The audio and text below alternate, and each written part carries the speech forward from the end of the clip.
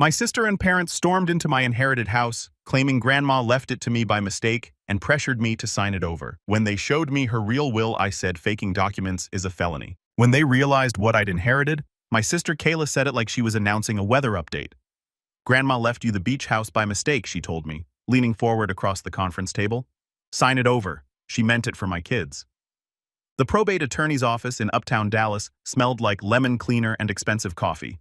There was a framed photo of someone's golden retriever on the wall, like that counted as warmth. My mom nodded immediately. Do the right thing, William. I blinked once. My mouth went dry. Noah, my 6-year-old, was in the chair beside me with his little backpack on his lap. He was quietly counting the holes in the acoustic ceiling tiles like it was a game you play when adults get weird. The attorney, Mr. Patel, according to the nameplate, looked between us like he'd rather be anywhere else. Kayla slid a folder toward me. It's simple. Just sign the family settlement agreement. We already filled in the address. I glanced down and my brain did this cold math thing it does in emergencies. A small beach house on Sea Glass Drive in Surfside Beach, Grandma's place. The one with the warped deck board she always warned us about. I said, "You're telling me Grandma wrote a will, left me the house, and you think it was an accident?" Kayla's smile was sharp. She was 87. She got confused. You know how she was at the end. She wasn't confused, I said. Mom's voice stayed soft, which was always her trick. William, honey, don't make this a scene. Who said I was making a scene? Kayla huffed like I was being dramatic for breathing. You don't even live down there. You're a pilot. You're gone half the month. My kids would actually use it. Mr. Patel cleared his throat.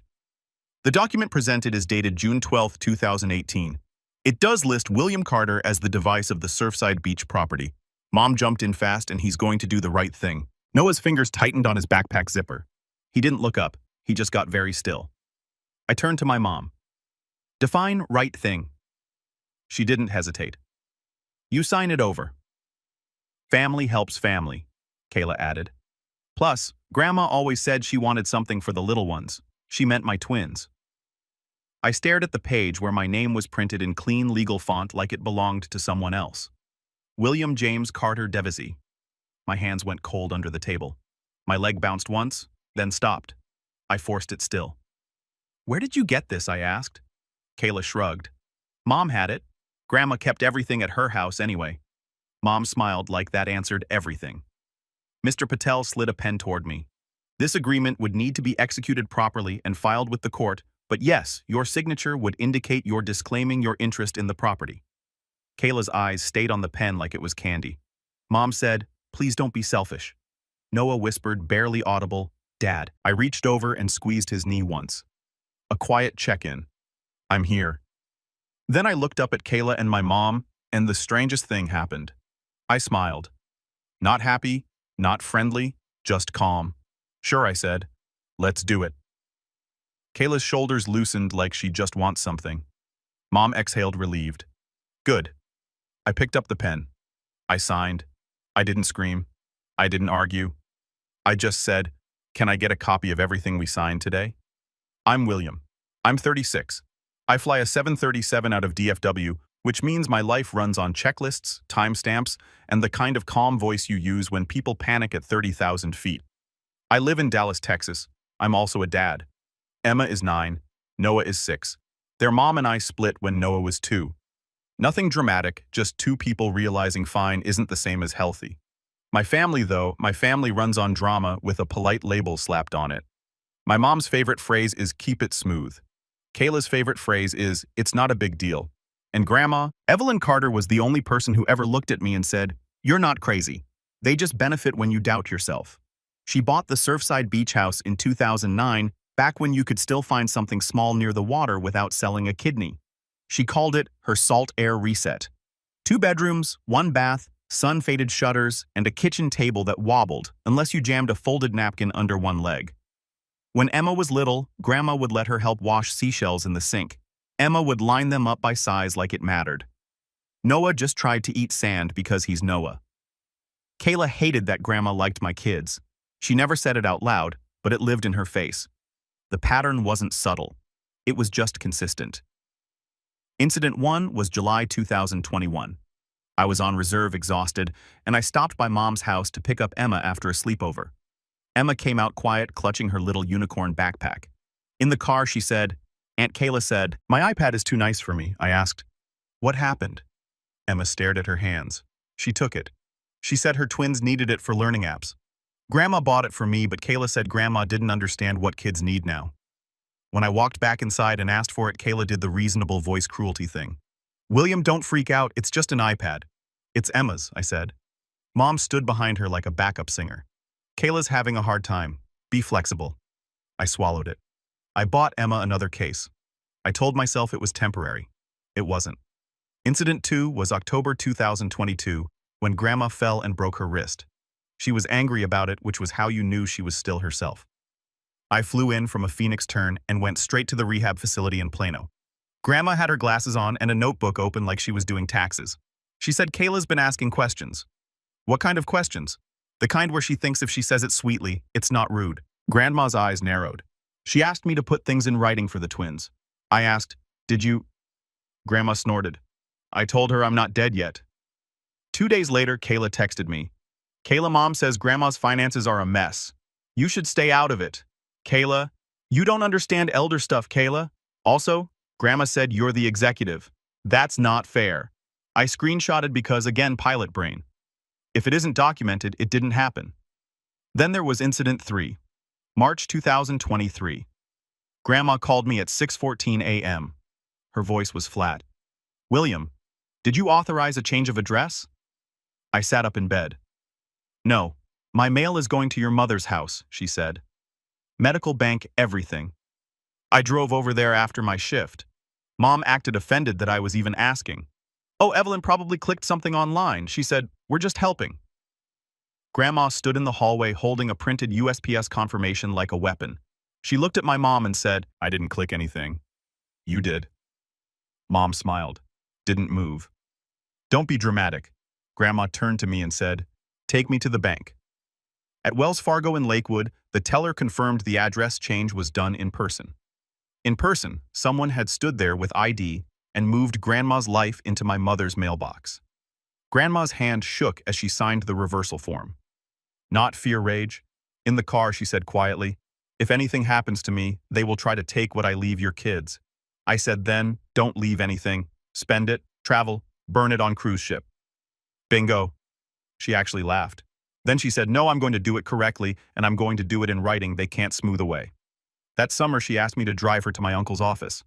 Uncle Ray is her younger brother. He's a lawyer, not the TV kind, the actual kind who keeps paper copies and a safe. Grandma walked in with a folder and said, "I want a new will, 2023, and I want it clean." Uncle Ray looked at me once and said, "William, you can wait outside." Grandma waved me off. "No, he stays." That was the first time I saw my mom's control slip around Grandma. Grandma didn't fight. She just decided. I thought it would be enough. I thought a sign was a locked door. I was wrong. Grandma died on April 18th, 2024. A Thursday I remember because I was in a hotel room in Denver, uniform pants on the chair, alarm set for 4:30 a.m. Mom called at 11:03 p.m. "Your grandmother passed peacefully," she said, and somehow even death sounded like a performance. I flew home the next day. I picked up Emma and Noah first because whatever my family was about to do, my kids didn't need to be alone in it. At the funeral, Kayla cried loud. Mom cried quietly. The twins, Kayla's boys, ran around the fellowship hall like it was Chuck E. Cheese. Emma stood next to me holding Noah's hand. She didn't cry until we got in the car. She asked, "Are we still going to the beach house?" I said, "We'll see." 2 weeks later, the pressure started. Wave 1 was private phone calls that began with, "I just want to talk," and ended with, "Why are you being like this?" Mom texted me at 7:26 a.m. on a Monday. "M, we need to keep things smooth. M, Kayla is struggling. M, the twins deserve stability." Kayla sent a voice memo. "You're always gone well. You want to hoard a house you never use. Grandma would hate that." I didn't respond. I saved it. Then Wave 2 hit. Practical harm, the kind that shows you the plan. On May 9th, I got an email from Surfside Beach Dunes HOA. Subject: unauthorized short-term rental listing. I read it twice, then I clicked the link. It opened a VBO listing. Cozy family beach house, walk to the sand, sleeps 6. The photos were Grandma's living room, Grandma's floral couch, Emma's old shell picture still taped crooked on the wall, the host name, Cow R. My mouth went dry again. Same feeling as the lawyer's office, like my body recognized a threat before my brain finished the sentence. I called Kayla. She answered cheerful, "Hey, why is Grandma's house on VBO?" I asked. She didn't miss a beat to help with expenses. What expenses? Probate. Duh. You don't own it, I said. Kayla laughed. Relax. Mom said, it's fine. I said, take it down. Her voice sharpened. Don't do this. You're overreacting. I hung up. I didn't yell. I didn't need to. I opened a folder on my laptop called Carter Probate and started dropping in receipts like I was building a case file for a crash investigation. Screenshots of the listing, the HOA email with the date time. Kayla's voice memo, Mom's keep it smooth texts. Then I drove to Mom's house and asked one simple question. Where is Grandma's original will? Mom blinked like I'd asked where she hid the moon. I don't know. I said, show me the safe. She smiled. William, please don't accuse me of things. I didn't accuse. I just repeated, show me the safe. She refused. She turned it into respect. She turned it into grief. Kayla showed up, arms crossed, already angry. You can't just barge in here, she said. I looked at her. Where are the keys to the beach house? Kayla's eyes flicked left like her body answered before her mouth did. Why do you need them? Because someone is renting it out, I said, calm. And it's not you. Mom stepped between us, soft voice on. Honey, we're handling it. You're handling it by listing it online, I asked. Kayla snapped. It's for the twins. Emma was behind me in the doorway. She wasn't crying. She was just watching. That quiet, careful face kids were when they're learning the rules of who matters. Noah tugged my shirt and whispered, can we go home? That moment did something to me. I felt it click. I asked Kayla, what's the address on the listing? She rolled her eyes. Why say it? I said she didn't. Mom said, stop interrogating her. I nodded once. Okay. That's when I stopped arguing and started documenting. I called the HOA back and asked for the complaint file. I requested a copy of the access logs from the smart lock Grandma had installed last year because Grandma was paranoid in the smartest way. I pulled my bank statements because Grandma had been sending small deposits to my kids' 529 plans and I wanted to see if anything changed near the end. And I called Uncle Ray. He didn't say I'm sorry. He didn't say families are complicated. He said, do you have the 2023 will? I swallowed. I don't. There was a pause. Then I do. My skin went cold. Why didn't anyone use it? Uncle Ray's voice went flat. Because someone filed the 2018 one first. I stared at my kitchen wall like it might crack open and reveal the logic. How, I asked, he said. Because they had access to her papers and they assumed nobody would challenge it. I looked down at Emma, who was doing homework at the table, erasing the same math problem over and over, like she couldn't make her hand move. Right, I said, they're trying to take it. Uncle Ray said, then we don't have a family conversation. We have a legal one. He told me to meet him. The next morning at his office, he handed me a sealed envelope with his letterhead across the flap. He had me open it in front of him. Inside was Grandma's 2023 will signed, witnessed, notarized, and a separate page titled Letter of Intent. Grandma's handwriting was firm. If you are reading this, it means I am gone and someone is trying to rewrite me. I exhaled through my nose. My hands were shaking but small, controlled. Uncle Ray said, bring this to the probate attorney's meeting. I asked the one Mom scheduled. He nodded. Yes, let them walk into it. I stared at the documents like they were oxygen. Uncle Ray added, and William, don't warn them. I didn't. I let them believe their story was airtight. We went back to Mr. Patel's office on May 28, 2024. Tuesday. Same lemon cleaner, same golden retriever photo pretending the room wasn't about to implode. Kayla was practically glowing. Mom sat beside her with that calm smile that always meant she thought she'd already won. Mr. Patel laid out the paperwork again. We're here to finalize the disclaimer and file the family settlement agreement. Kayla said, told you it'd be easy. Emma was with my ex that day, but Noah came with me because my childcare had fallen through. He sat in the corner with his crayons drawing a plane with way too many windows. Mr. Patel looked at me. William, we just need your initials on page 3, and then we can proceed with filing. I nodded. Okay. Kayla leaned over and whispered loud enough for everyone. Thank you for not being difficult. Mom patted my hand like I was a dog who finally learned sit. And that's when I pulled my envelope out of my bag. Not dramatic, just paper. I set it on the table. Mr. Dr. Patel blinked. What's that? I said. Grandma's real will. 2023. Kayla's smile froze like someone hit pause. Mom's eyes narrowed. William, what are you doing? I kept my voice even, clarifying. Mr. Patel reached for it, then stopped. Is this a man in a navy suit stepped in from the side door, gray hair, no-nonsense face? Uncle Ray. He didn't look at Mom. He looked at Mr. Patel. I'm Raymond Carter, he said. Evelyn's brother. I drafted and executed her 2023 will. I'm also an attorney licensed in Texas. Kayla stood up so fast her chair squeaked. Why is he here? Uncle Ray didn't raise his voice. Because fraud tends to happen when nobody with a license is in the room. Mom snapped. Excuse me. Uncle Ray opened the envelope and slid the wool toward Mr. Patel. Page 4. He said, read the bequests. Mr. Patel adjusted his glasses and read silently. His face changed in real time. He cleared his throat. This document revokes prior wills. Kayla's voice went thin. No, it doesn't. Mr. Patel kept reading. Surfside Beach property devised to William James Carter, in trust for the benefit of his children, Emma Carter and Noah Carter. Noah looked up at his name like he'd heard it in a cartoon. Mom's mouth tightened. In trust. Uncle Ray said, yes, a children's trust with William as trustee. Caleb barked. That's basically the same thing. Just give it to me. Uncle Ray finally looked at her. No. He tapped the next page. And here's the part you didn't anticipate. Mr. Patel read again slower. Any person who contests this will, or who knowingly presents an earlier revoked instrument, forfeits any interest they might otherwise receive.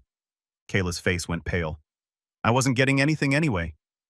Uncle Ray nodded. Correct, you weren't. Mom's voice rose. Evelyn would never. Uncle Ray cut in calm but sharp. She did because she knew you. The room went silent in that heavy way like an engine shutting off. Kayla's hands shook. Mom, say something. Mom stared at the will like it was an insult. This is cruel. I said no. This is specific. Mr. Patel swallowed. Mr. Carter, if this will is valid the agreement we discussed? Uncle Ray answered for him. It's void. It was based on a revoked 2018 will. You also now have noticed that the 2018 will was presented despite being revoked, which creates complications. Kayla turned on me, eyes wild. You signed! You already signed! I looked at her. I signed an agreement. You pressured me into using a document you weren't supposed to be using. Mom hissed. William, you're tearing this family apart. I didn't move. I didn't yell. I said one sentence clear and flat. You will not have access to my kid's inheritance. Kayla lunged for the papers. Uncle Ray slid them back like he'd done this before. Mr. Patel sat up straighter. Given this, I need to pause filing and consult. Uncle Ray said, no pause. We filed the 2023 will today right now, and we create a record that this meeting occurred. Mom stood. You can't. Uncle Ray looked at her. Watch me. Kayla's phone buzzed on the table. I saw the screen. A notification from VBO. Your listing is at risk of removal due to complaint. Receipts arriving on time. Mr. Patel asked, do you have documentation of the listing? I slid my folder across the table. Screenshots, complaint dates, and the lock log showing Kayla accessed the house 3 times last week. Kayla's breath hitched. You tracked me. I documented you. I corrected. Mom's face finally cracked. William, please? I didn't negotiate reality. Uncle Ray turned to Mr. Patel. I want a case number for the amended filing. Mr. Patel nodded, already typing, and that was the irreversible step. We filed Grandma's 2023 will into the record that day. Before we left the office, Uncle Ray also handed Mr. Patel a simple letter notice to cease and desist. No more listings, no more access, no more speaking for my kids. Kayla followed us into the hallway, voice shaking. You're doing this over a house. I looked back at her. I'm doing this over my children, I said. Then I walked out. 2 days later, I drove to Surfside with Emma and Noah. I didn't tell my mom. I didn't tell Kayla. I brought a locksmith. I brought a new smart lock. I brought copies of the filed will and Uncle Ray's letter in a folder on the passenger seat like a seat belt. Emma climbed out of the car and just stood there staring at the house. It smells the same, she said quietly when we opened the door. Salt old wood and Grandma's lavender soap. Noah ran straight to the window and pressed his forehead to the glass. Oh, he whispered, like it was a secret. The locksmith changed the locks while my kids walked room to room, touching things like they were making sure this was real. Emma found Grandma's crocheted blanket folded on the couch. She hugged it to her chest and didn't say anything for a full minute. Then she asked, "Are they mad?" I crouched in front of her. Probably she swallowed. "Are we in trouble?" "No," I said. "We're safe." That night, we ordered pizza and ate at a grandma's wobbly kitchen table with a folded napkin under the leg because some things don't need fixing. Noah fell asleep on the couch mid-move. Emma sat beside me, feet tucked under her, and said, "Grandma wanted us here." "I know," I said. Back in Dallas, Mom tried her last tactic. She showed up at my door with a store-bought bundt cake and the voice she uses when she wants to erase what happened. "Let's not make permanent decisions while we're emotional." She said I didn't invite her in. I said, "This isn't emotional. This is documented." She blinked hard. "William, you're punishing us." "I'm protecting my kids." I said. Kayla tried to. She sent a long text at 1:12 a.m. Kayla. "I hope you're happy, Kayla. You always think you're better than us because you're a pilot and you have your life together." Kayla, the twins cried when I told them. Kayla Grandma would be ashamed. I stared at it for a second, then I replied with one sentence. "William, any communication goes through Uncle Ray." Then I muted the thread. A week later, Emma came home from school and held up a drawing. It was the beach house with stick figures outside. Grandma was there too, drawn bigger than life, smiling. Emma said, "I know she's not here, but I like pretending she is." I nodded. Me too. My new normal is quiet. My kids have a future that doesn't depend on my mom's mood or my sister's entitlement. The trust is set up, the house is in it. The income, if we ever rent it, goes to Emma and Noah, not to anyone who thinks family means access. People always ask if I feel guilty. I don't, because guilt is what you feel when you did something wrong. All I did was stop letting other people rewrite my kids' lives. My mom can call it selfish if she wants. Kayla can call it cruel if she needs to. I call it a boundary, and it stays. I'm not available for that. This story is about the moment you realize the word family has been turned into a pressure tool, and the clear, steady certainty that comes when you finally choose your children over the people trying to minimize them. William isn't theatrical, he's a pilot. He lives by checklists, documentation, and the kind of calm you use when other people's safety depends on your decisions. For years, he tolerated the constant nudges and guilt because he believed that's what a good son does. Swallow the tension, keep the peace. Don't make it a thing. His mother called that keeping things smooth. His sister called it not being difficult. Grandma quietly called it what it was, conditioning him to doubt himself so others could take more. The beach house was never the real headline. It was a symbol of something deeper. Whether William's children mattered as much as his sister's convenience. His mother and Kayla didn't just want the property. They wanted to reshape Grandma's final act of love into proof that William's kids were negotiable. That old 2018 will wasn't an innocent mix-up. Someone knew Grandma had updated her will in 2023. Someone still pushed the earlier version forward, betting William would be too polite, too tired, too trained to push back. They counted on him signing away his children's inheritance because family shouldn't fight. They misread him. William's strength was quiet discipline. He didn't argue in the first meeting. He signed, smiled, and let them believe they'd won. While he did what he always does under pressure, verify document and prepare screenshots, access logs, HOA records, voice notes, a timeline that turned vague accusations into concrete facts. When he returned with Uncle Ray and the real will, it wasn't about payback. It was about clarity meeting consequences, and his mother's line, "You're tearing this family apart," revealed the whole structure. The family only felt together when William absorbed the impact in silence. The moment he protected his children's future, he was labeled the problem. That's not connection, that's control. What this story shows family is not permission to rewrite reality or trade away your children's future. Calm isn't weakness. Sometimes it's strategy, especially when facts matter.